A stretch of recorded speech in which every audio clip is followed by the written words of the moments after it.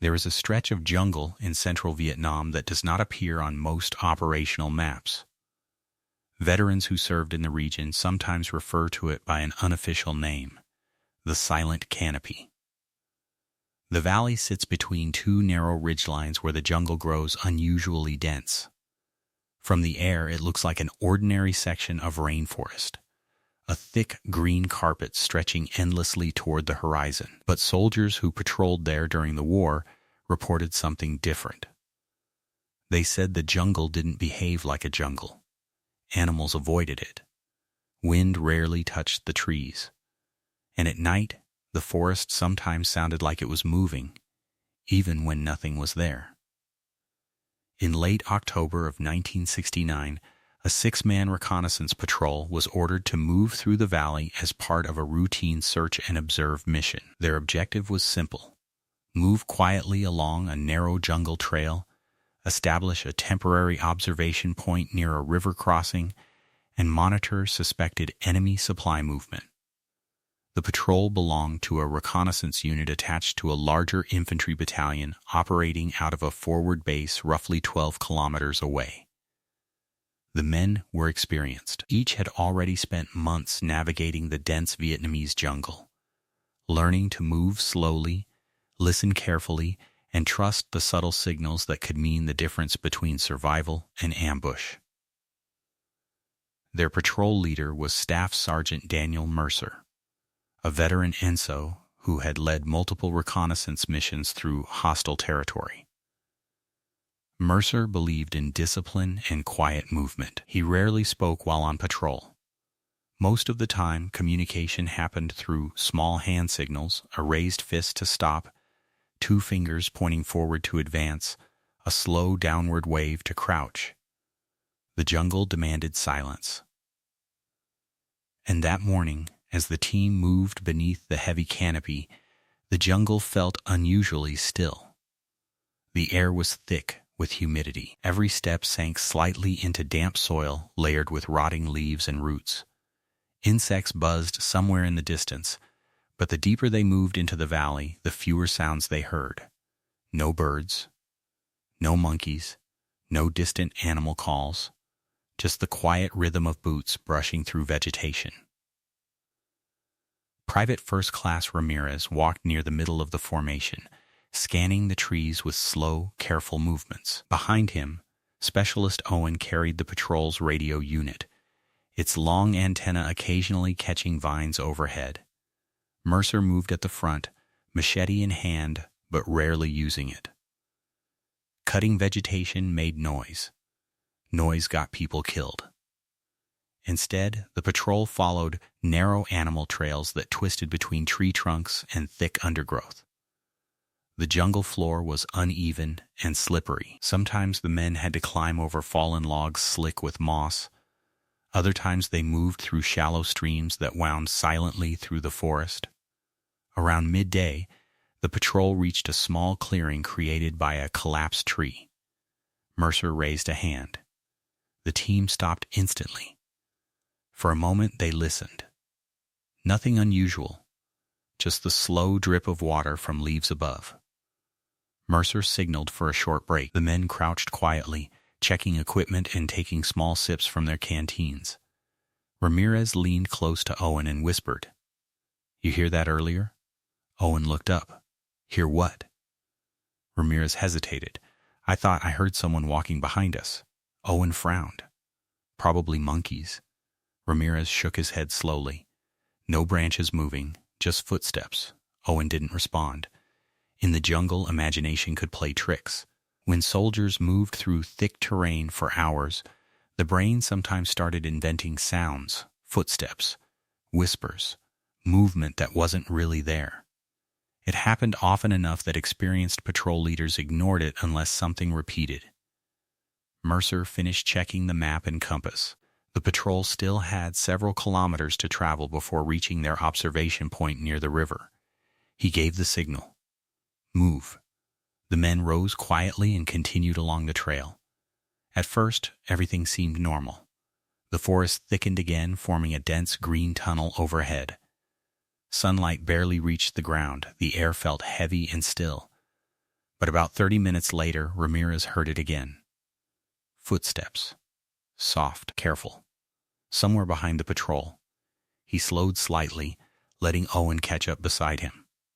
You hear it now? Owen listened. At first there was nothing. Then a faint rustle, not ahead, not beside them, behind them, like someone stepping carefully through leaves. Owen turned his head slightly. The patrol formation remained intact. 6 soldiers, no one missing. But the sound had come from farther back, somewhere beyond the last man in line. Owen stopped walking.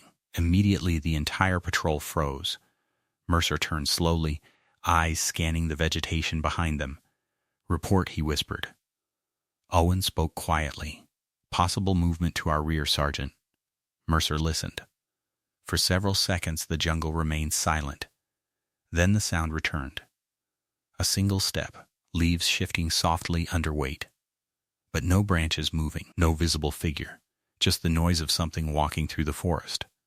Mercer signaled 2 men to move slightly outward along the trail. The patrol spread into a cautious defensive formation. Rifles raised, eyes scanning every direction. The sound stopped. Mercer waited. 30 seconds passed. Then a full minute. Nothing moved. Finally Mercer gestured forward. Probably animals, he said quietly. The patrol resumed moving, but this time the men listened more carefully. And about 10 minutes later the jungle made the sound again. 1 step. Then another. Not random movement, not branches falling, not animals running. Footsteps, moving slowly, matching the patrol's pace, staying just far enough behind them that nothing could be seen. Mercer stopped again. The jungle stopped too.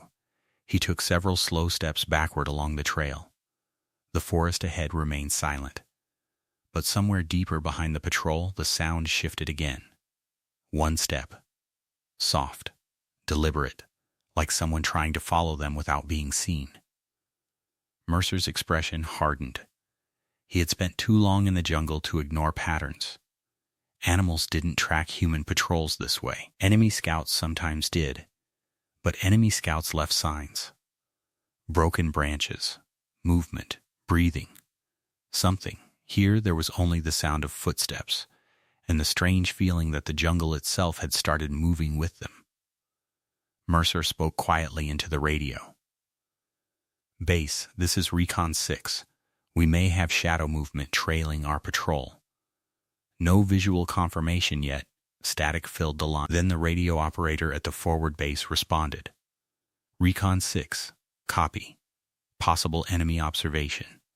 Maintain course and report changes. Mercer clipped the radio back onto Owen's pack. Then he gave the hand signal. Move again. The patrol continued down the narrow trail, and for the next hour the jungle followed them.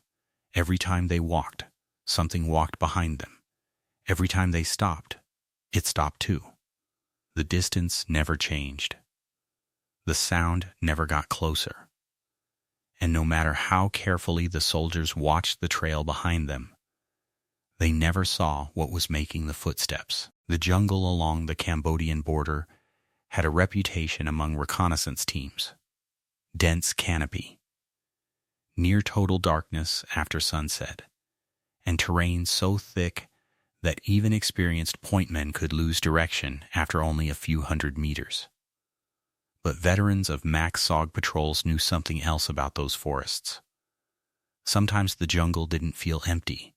Sometimes it felt like something inside it was aware of you. Recon Team Aspen had moved nearly 2 miles south of their insertion point by the time the second radio transmission was sent. The terrain changed as they moved deeper into the valley.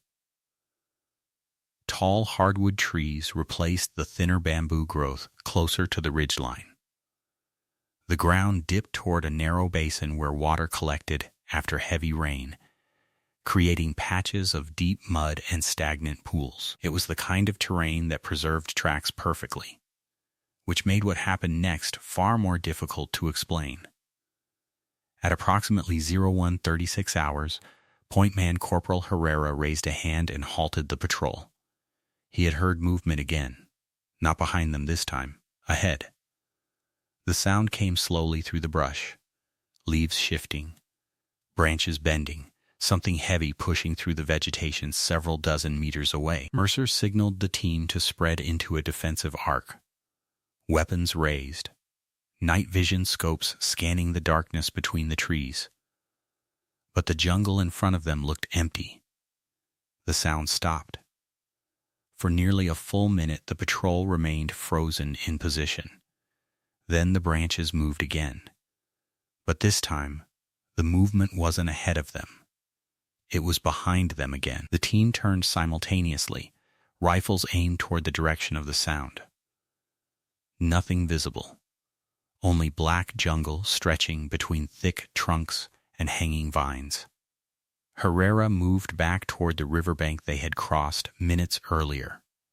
He crouched low and studied the ground carefully. The mud there should have told them everything. If an enemy patrol had been following them, there would be footprints. If it was an animal, there would be tracks. If something large had been pushing through the brush, the ground would have been disturbed. But the mud was completely smooth. No new marks, no displaced water, no crushed plants, nothing. It was as if the sound of movement was happening without anything actually moving through the terrain. Herrera quietly reported what he saw. Mercer didn't respond immediately. Instead, he listened. Because the jungle had grown quiet again. Too quiet. Even the insects seemed to have stopped. And then, somewhere behind the patrol, a single tree branch snapped. Not loudly, but slowly, as if something had leaned its full weight against it. Ellison immediately keyed the radio. Aspen to base. We're continuing to hear movement in the surrounding vegetation. No visual contact. No tracks located. The duty officer at the forward operating base listened carefully as the transmission came through. Copy Aspen. Maintain observation. Avoid engagement unless necessary. Ellison acknowledged. But as he lowered the radio microphone, something new appeared in the darkness. The leaves of the jungle behind them were shifting. Not from wind, not from animals pushing through. The entire wall of vegetation was moving slowly forward, branches bending, vines tightening, as if the jungle itself had begun leaning closer. Mercer stared into the darkness for several seconds. Then he spoke quietly. Everyone stay still. The patrol froze, weapons raised, eyes fixed on the line of trees, and for a moment, the jungle stopped moving again. But then, something even stranger happened. From somewhere deep inside the forest ahead of them, a voice echoed back through the trees. A human voice. Faint, distorted, but recognizable. It sounded exactly like Ellison's voice from the radio transmission, repeating the same words he had spoken only seconds earlier. No tracks located. No tracks located. The patrol looked at the radio operator. Ellison hadn't spoken again. The echo continued drifting through the trees, slower each time, fading deeper into the jungle, as if something inside the forest was learning how their voices sounded. No one in the patrol moved, because now they all understood something. The jungle hadn't just been following them.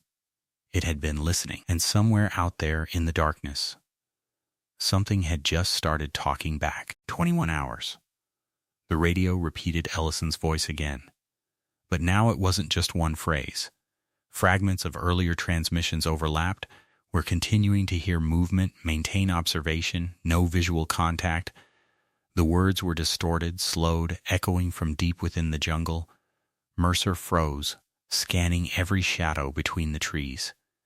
He signaled the team to form a defensive perimeter. The formation was tight. Point man Herrera crouched slightly ahead, rifle at the ready. Ramirez and the support gunner fanned out behind him. Ellison monitored the radio, fingers hovering over the transmit switch. For 30 seconds, nothing moved. Then came the first real sign of danger. A branch snapped behind the rear guard, not softly this time, but with weight. The team spun toward it. Nothing visible. The mud remained undisturbed. No footprints. No animal tracks. Just movement. Mercer made a snap decision. Fire discipline only. Only if it moves toward us. The team nodded silently. Every man had been trained for ambush scenarios, for enemy contact, for booby traps in jungle terrain, but this was something different. The canopy above rustled lightly. A faint outline of shapes, long, narrow shadows, shifted between the trees. Nothing concrete, no defined body, just the suggestion of mass moving. Herrera whispered, "Sarge, it's not animals." Mercer didn't reply. He didn't need to. Oro 2, 27 hours. Ellison keyed the radio again. "Base, we're receiving, I don't understand, the sound. It's repeating us. Voices." Static crackled. Then a phrase, clear and deliberate. "We're receiving, I don't understand, the sound." Herrera glanced at Mercer. Even in jungle darkness, a trained Ento could read fear in a man's eyes. The team's prior confidence was evaporating. The jungle had become unpredictable. Unnatural. 02, 31 hours. Mercer decided to move. The observation point on the ridge was now their priority. They needed a higher vantage, a line of sight. If the jungle was following them, they needed to see it. The team advanced cautiously. Every footstep was measured, every branch avoided. But the jungle had changed. The undergrowth was thicker than before, almost resisting passage. Vines clung unnaturally to boots. Moss-covered roots seemed to shift subtly beneath their weight, tripping men who swore they'd stepped lightly. A strange smell wafted through the air, wet earth but with a metallic tang. It clung to the soldiers' masks and skin. 02, 37 hours. From the rear the sound returned, not footsteps this time. A soft rumble, low frequency, almost like the jungle itself had lungs. The radio erupted again, static and faint whispering overlapping. "We keep hearing something. Moving. No tracks located." The words overlapped the previous transmission. The jungle, it seemed, was speaking in their own voices. Mercer halted the team. He scanned the line of trees and undergrowth. Through the NVGs, faint silhouettes shifted against the darkness. Tall, thin, wrongly proportioned. Moving, but not with a gait that matched any known animal or human. Herrera whispered again, "It's not on the ground." 02, 41 hours. The first shot was fired. Ramirez, convinced something had advanced too close, pulled the trigger on his M16A1. The blast cut through the still air. The jungle responded. Branches snapped violently in 3 directions simultaneously. A shadowy form appeared, but blurred, shifting in impossible angles, moving faster than the soldiers could track. Another shot. Another flash of light from the muzzle. Nothing fell. Nothing remained. The jungle absorbed the bullets, or perhaps it had never been solid. Mercer knew they were beyond conventional engagement. The patrol was no longer facing an enemy they could fight. 02, 45 hours. Radio transmissions became erratic. Ellison's voice. "It's all around us. I can hear it repeating." Static swelled. And then a final chilling echo. "I can hear it repeating. I can hear it repeating." It repeated for 20 seconds. Then silence. Complete silence, except for the rustle of leaves, which now seemed to come from every direction at once. Mercer gathered the team, signaling a silent retreat toward the river trail. The jungle had changed. No longer simply following, it was closing in. 02, 52 hours. As the patrol descended, moving slowly along the muddy riverbank, Herrera noticed the first visual anomaly. A shadow moved against the water's reflection, impossible to define, too tall, too angular. It mirrored the patrol's movements. Every time the soldiers paused, the shadow paused. Every time they advanced, it advanced. No sound except their own breath. No footprints in the mud. No disturbance in the water. Only the reflection. only the suggestion of movement. Mercer's hand tightened around his machete. He realized, with cold certainty, that the patrol was being hunted not by an enemy, but by the jungle itself or whatever controlled it. 02:56 hours. The final transmission would later be logged at base. Ellison's voice was calm at first. Then panicked. Base, we're trying to reach the ridge, the shadows behind, we can't, they're everywhere. Static cut in and out. Faint echoes of all 6 men's voices overlapped in the radio feed. We can't, it's following, moving. Then nothing. Only static. The base attempted to raise them immediately. No response. Not for hours. At dawn, the recovery patrol arrived at the insertion point. The radio lay in mud near the river, still transmitting faint static. No men, no bodies, no physical evidence except the disturbed trail of vegetation the initial patrol had followed, then abruptly ending at a clearing too perfect to be natural. The recovery team found Ellison's journal, pages damp but legible. The final entry read, "It's following us, not trees, not animals. We are not alone. God help us." The rest of the pages were torn or missing.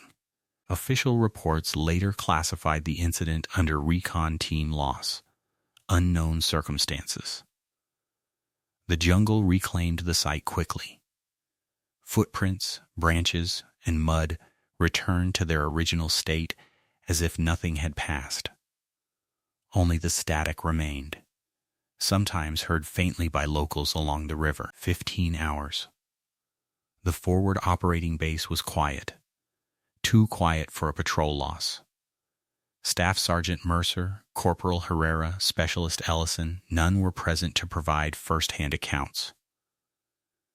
The duty officer, Lieutenant James Rook, had only the faint static from the abandoned PRC-25 to piece together what had happened. A command wire team arrived within the hour. They treated the incident with military efficiency and bureaucratic detachment. A small, dimly lit debrief room was set up. A single desk lamp cast a narrow cone of light across a map of the Cambodian border region. Rook reported the transmissions verbatim, the echoes of the soldiers' voices, and the unnatural vegetation reports. Colonel Hawkins, the duty officer in charge of MAC-VSOG operations in that sector, reviewed the log quietly. He did not ask questions about the missing patrol. Not allowed. He only made notes in a separate, classified ledger, designated top secret, restricted access. The recovery patrol returned later in daylight. Their report was methodical. No bodies. No equipment left behind except for the radio, a few packs, and some rations, all damp with river water. The mud and foliage around the area had reset as if untouched. Even photographs taken by the recovery team later showed no sign of previous disturbance. In the official report, the incident was logged as Recon Team Aspen missing, presumed Kia, environmental factors undetermined.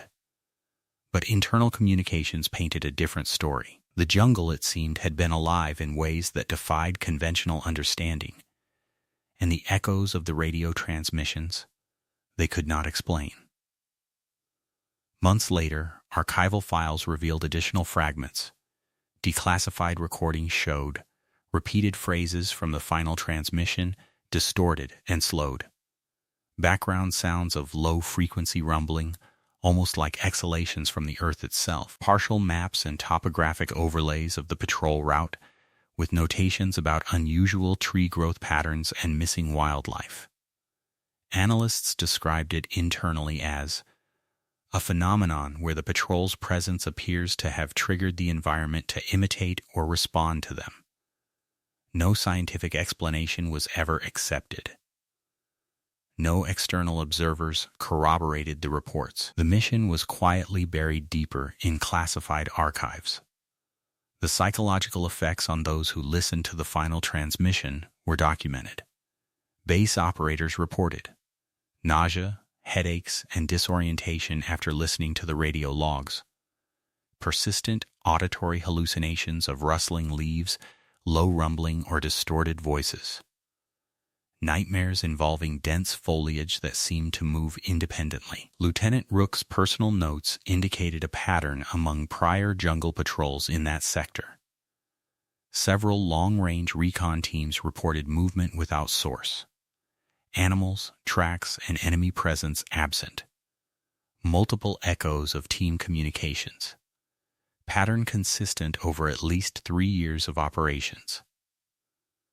The term echoing jungle was coined informally, never officially recognized. By 1972, the event had effectively vanished from public records. Only fragmentary reports survived. Recovered radio tapes stored under double classification. Handwritten patrol notes of Specialist Ellison marked destroyed if compromised. A single photograph of the riverbank clearing, fog hovering low, foliage undisturbed, labeled patrol path, do not release. Researchers later attempting to access these archives noted anomalies. Tape recordings became corrupted when played outside secure systems. Maps showed shifts in jungle topography that did not match satellite imagery. Documented patrol tracks erased themselves digitally after archival transfer. Years later, a retired MACV-SOG officer, now working as a contractor for the Department of Defense, quietly confirmed in an off-the-record interview. They weren't lost to combat. They weren't lost to landmines. They weren't even lost to the enemy. Something else, something the unit couldn't fight, it followed them, step for step, and they simply vanished. The officer paused, leaning back in his chair. And the radio, it's still there. Every few years, faint static is recorded along the old patrol path. Sometimes it repeats what was said. Sometimes it adds things we never heard before. The declassified files now available to researchers show incomplete transmissions, each ending with a single phrase repeated over and over. It's getting closer. It's always behind. We can't escape. The pattern suggests the patrol triggered a feedback loop between their presence and the jungle itself. Scientists, anthropologists, and military analysts who attempted to study the site later reported vegetation growth that seemed accelerated. Animals avoiding the area entirely. Soil composition shifted subtly, creating hidden channels that could disorient intruders. The official explanation remains: unknown environmental factors. It had been nearly 10 years since Recon Team Aspen vanished along the Cambodian border. The dense jungle had reclaimed every trace of the patrol. Branches grew over the river trail. Muddy footprints had long since disappeared. Yet for those with access to declassified archives, the story refused to die. Lieutenant James Rook, now retired, kept a small binder labeled Aspen, restricted access. Inside were transcriptions, sketches, and recovered radio logs. The static on the tapes remained, and if you listened closely, voices echoed faintly.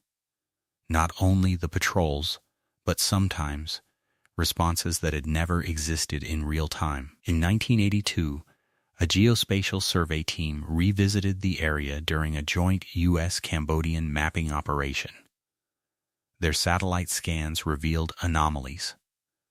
Vegetation density appeared artificially uniform, as if natural variation had been erased.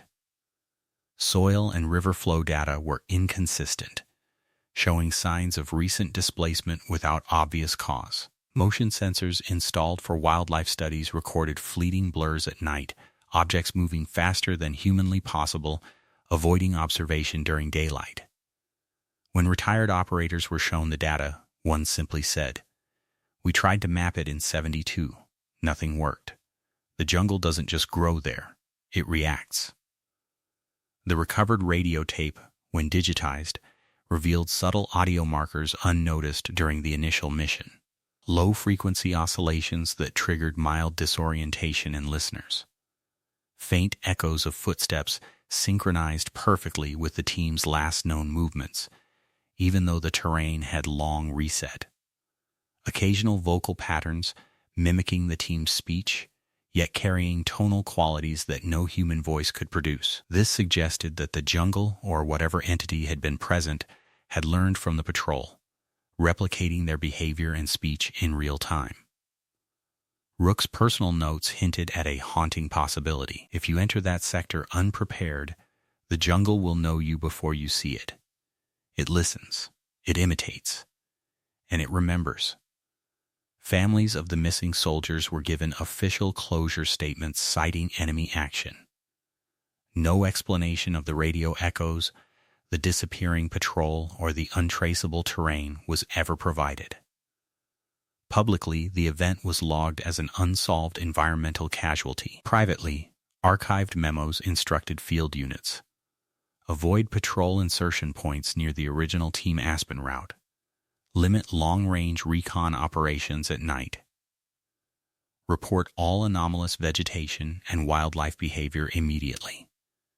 The language in these memos was deliberately vague, ensuring that future soldiers would treat the jungle as normal terrain, even when it was anything but. Years later, former MACV-SOG operators occasionally reported nightmares, triggers, and involuntary recall of the final transmissions. Some even claimed that while camping along similar river trails, the static returned on old radios, even without power, faint, distorted, and repeating. We can't escape. It's always behind. It's getting closer. No scientific explanation has ever been verified. No archive has ever fully reproduced the audio phenomena outside secure military systems. It is as if the jungle itself, or the entity within it, continued to observe, adapt, and respond long after the patrol had vanished. Rook, now in his 70s, wrote in his final journal, "I served alongside brave men. Some faced enemy fire, some faced impossible odds. But the jungle that followed them, is different. It does not kill to survive. It observes to understand. And it waits."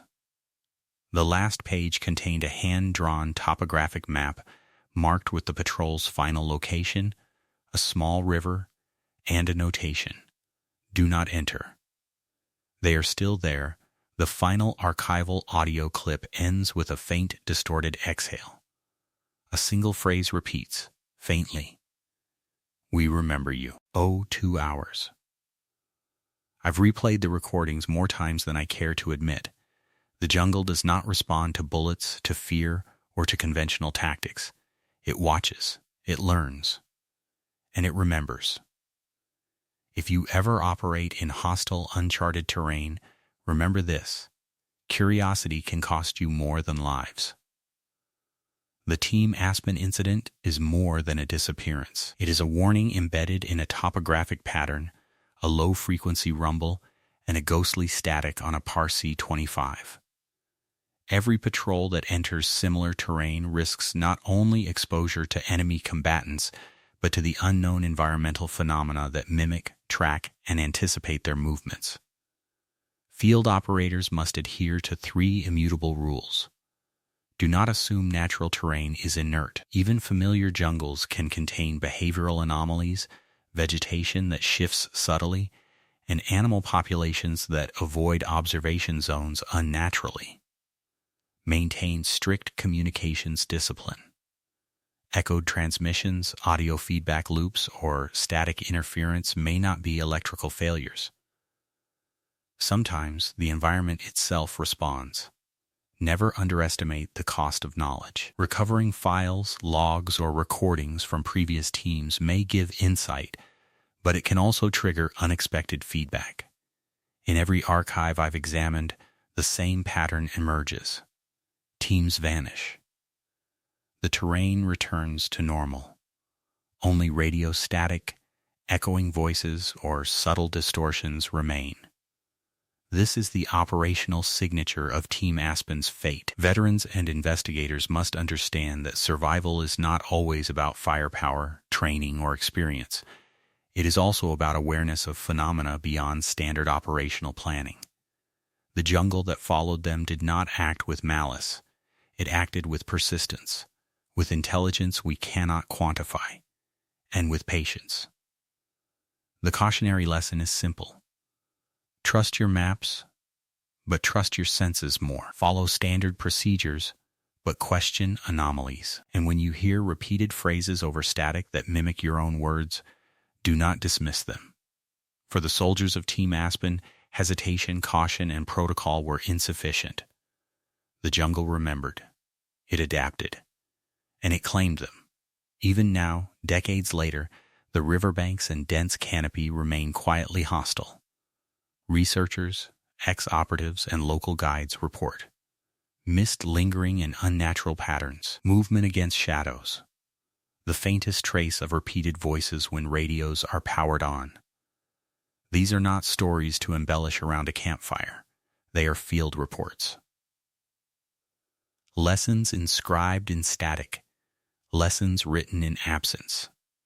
Every operative who enters that sector or any remote, uncharted jungle must do so with the knowledge that the environment itself may become an adversary. And unlike conventional enemies, it does not tire, it does not retreat, and it does not negotiate.